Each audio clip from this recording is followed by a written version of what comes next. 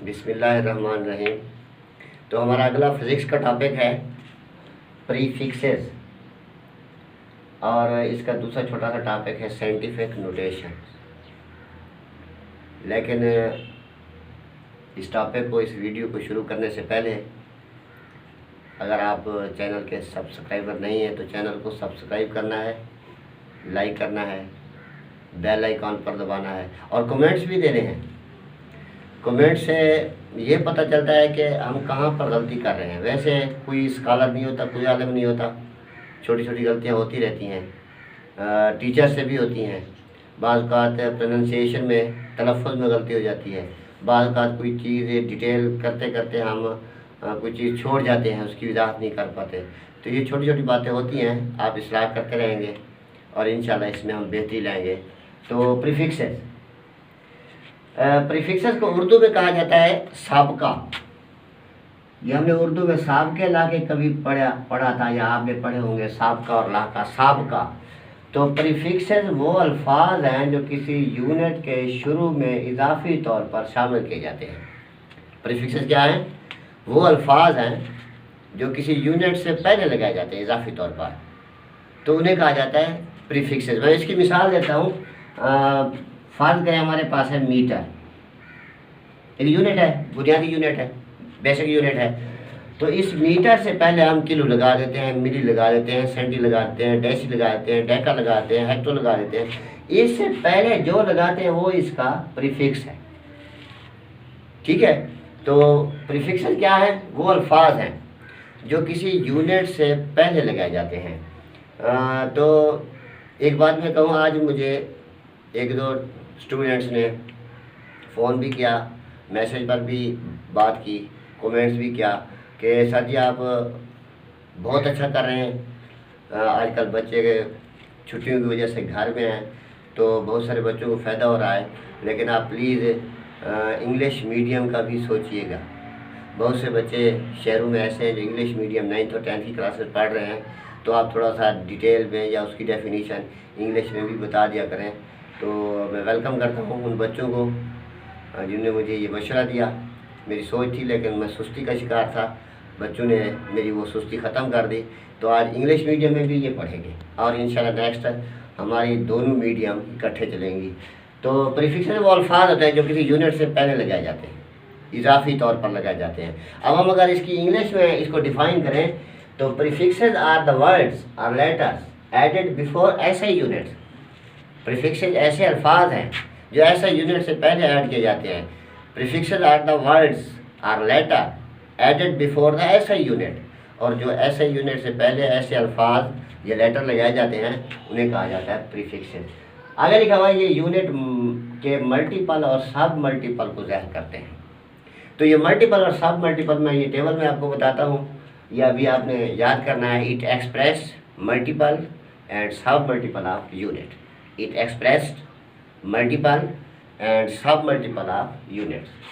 तो इसकी छोटी सी वजाहत है कि हमें जब साइंस की दुनिया से वास्ता पड़ता है तो बहुत सी मिकदारों से हमारा वास्ता पड़ता है। बाद मिकदारें ऐसी होती हैं जो बहुत बड़ी होती हैं, मतलब ज़मीन का मास है जो हम आम तरकीब में लिख भी नहीं सकते, अगर लिखते हैं तो पढ़ नहीं सकते। चाँद का ज़मीन तक फासला है 38 करोड़ 30 लाख है।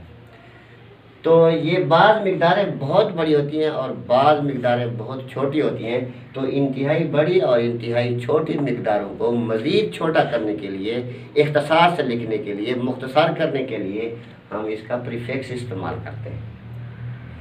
ये बात भी याद रखना कि प्रीफिक्स एक लगाया जाता है, कभी डबल नहीं लगाए जाते, दोहरे नहीं लगाए जाते। प्रीफिक्स एक ही इस्तेमाल होगा। ये नहीं होगा कि मीटर है, इससे पहले मैं किलो लिख दूँ और फिर सेंटी लिख दूँ, किलो सेंटीमीटर, ये गलत है। तो प्रीफिक्सेस दोहरे नहीं होते। Prefixes are not doubled. Okay, मेरी बात समझ आ गई? अब मैं इसको फिर बताता हूँ कि प्रीफिक्सेस वो अल्फाज हैं जो किसी यूनिट से पहले इजाफी तौर पर लगाए जाते हैं। प्रीफिक्सेस आर सम लेटर्स और words which are added before ऐसे यूनिट आर कॉल्ड प्रीफिक्सेस। इसकी वजह छोटी सी थी। अब ये मैंने एक टेबल बनाई है अब इस टेबल पर गौर करेंगे, ये टेबल आपको बॉक्स में भी मिल जाएगी। तो ये प्रीफिक्स है, उसका सिंबल है और मल्टीप्लायर है। तो एक्सा, ये प्रीफिक्स है एक्सा, इसे बड़े ई से याद किया जाता है। ये 10 की ताकत 18 होती है। और ये जो मस्बत ताकत चलती है ना, मस्बत, ये होता है मल्टीपल। और जो ताकत माइनस चलती है ये होता है सब मल्टीपल। आते हैं पीटा, बड़े पी से याद करते हैं इसे, 10 की ताकत 15। टीरा, बड़े टी से 10 की ताकत 12। गीगा, जी से 10 की ताकत 9। मेगा, एम से 10 की ताकत 6। किलो, के से 10 की ताकत 3। हेक्टो, एच से 10 की ताकत 2। सिमिलरली डेका, डी, ए से 10 की ताकत 1। ये सारे मस्बत ताकतें हैं 10 की, तो ये मल्टीपल हैं। अब हैं डेसी, सिर्फ डी से, ये डेका डी ए से, डेसी डी से 10 की ताकत -1। इसके बाद सेंटी, सी से 10 की ताकत -2। मिली, एम से 10 की ताकत -3। माइक्रो, म्यू से, ये म्यू है, यू नहीं है, म्यू, 10 की ताकत -6। माइक्रो के बाद नैनो, 10 की ताकत -9, ये एन लिखा हुआ है। पीको, पी से, और पीको और पीटा दोनों पी से, लेकिन ये बड़े पी से, ये छोटे पी से, ये याद रखें। पीको 10 की ताकत -12। फेमटो 10 की ताकत -15। एटो 10 की ताकत -18। तो ये सारे प्रीफिक्सेस है, मल्टीपल और सब मल्टीपल है। ये हमारा प्रीफिक्सेस का टॉपिक खत्म। अब मैं इसको डिलीट कर देता हूँ। हमने पढ़ना साइंटिफिक नोटेशन, छोटा सा टॉपिक है साइंटिफिक नोटेशन। ये टेबल आपको बुक में मिल जाएगी। साइंटिफिक नोटेशन, फिर मैं बात वही करता हूँ कि साइंस की दुनिया में हमें बहुत सी बड़ी और बहुत सी छोटी मिक़दारों से वास्ता पड़ता है। तो इन मिक़दारों को हम इख्तिसार से लिखते हैं, या लिखने का तरीका साइंसदानों ने बताया, रियाज़ीदानों ने बताया कि इसका स्टैंडर्ड फॉर्म क्या है। क्योंकि कुछ मिक़दारें ऐसी होती हैं जो हम पढ़ भी नहीं सकते। मसलन न्यूटन के ग्रेविटेशन के कानून के मुताबिक ज़मीन का मास है 6 के साथ 24 ज़ीरो लगा देने। ये मैं वीडियो बनाने के लिए जल्दी कर रहा हूँ, 24 ज़ीरो लगाने। ये 3, 6, 9, 12, 15, 18, 21, ये 24, ये 24 ज़ीरो है। अब हम किलोग्राम, ये है ज़मीन का मास, ये ज़मीन का मास है जो साइंसदानों ने पैमाइश किया है, मापा है पूरी ज़मीन का मास। यानी इसको पता नहीं किस तराजू से इसकी पैमाइश की है, वो तराजू का मैं नाम बता दूँ। तराजू F=G(m1 m2 / d²। ये न्यूटन का कानून है, तजाज़ुब है, इससे उन्होंने ज़मीन का मास मालूम किया है। 1 2 3 4 5 6 7 8 8 या 24 24।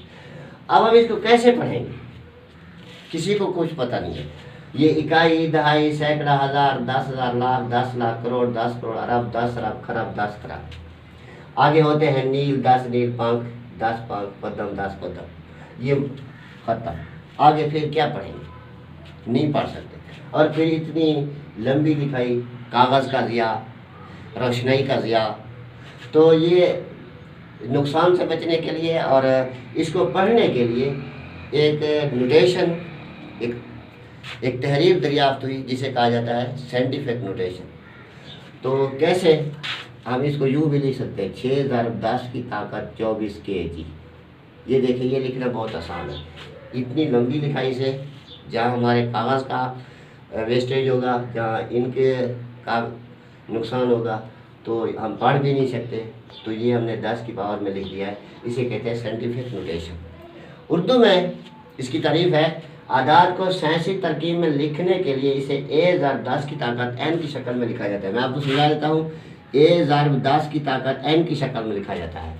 ये जो A है, ये कोई अदद होता है जो 10 से छोटा हो और 1 के बराबर हो या 1 से बड़ा हो।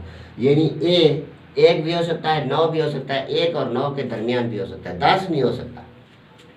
और ये n कोई सही अदद है, n बिलोंग टू Z। सही अदद मीन ये मस्बत भी हो सकता है, मनफी भी हो सकता है।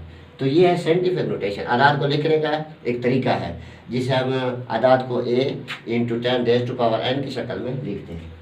इंग्लिश में in scientific notation a number is expressed as a sum of 10, यानी कुछ 10 की शक्ल में, कुछ 10, ये 10 की ताकत है पता नहीं कितनी 10, सम है। 10 multiplied by a number between 1 and 10, जिसे एक नंबर से मल्टीप्लाई किया जाता है, वो नंबर 1 और 10 के दरमियान होता है, तो यानी 1 इस तरह लिखा जाता है। Scientific notation is expressed, scientific notation a number is expressed as sum of 10, a number is expressed in sum of 10 multiplied by a number between 1 and 10, यानी साइंटिफिक नोटेशन कुछ 10 की शक्ल में लिखा जाता है, जिसको एक नंबर से मल्टीप्लाई किया जाता है, वो नंबर 1 और 10 के दरमियान हो सकता है, लेकिन 10 के दरमियान नहीं, 10 से छोटा होगा, 1 के बराबर भी हो सकता है, 1 से बड़ा भी होगा। तो ये है साइंटिफिक नोटेशन। साइंटिफिक नोटेशन को हल करने के छोटे छोटे क्वेश्चन हैं, 4 क्वेश्चन में आ सकते हैं, वो हम बाद में इसकी एक्सरसाइज करेंगे, इस पर बहस करेंगे, ये मैथमेटिकली हैं। तो आज सिर्फ ये साइंटिफिक नोटेशन और प्रीफिक्सेस आपने याद करने।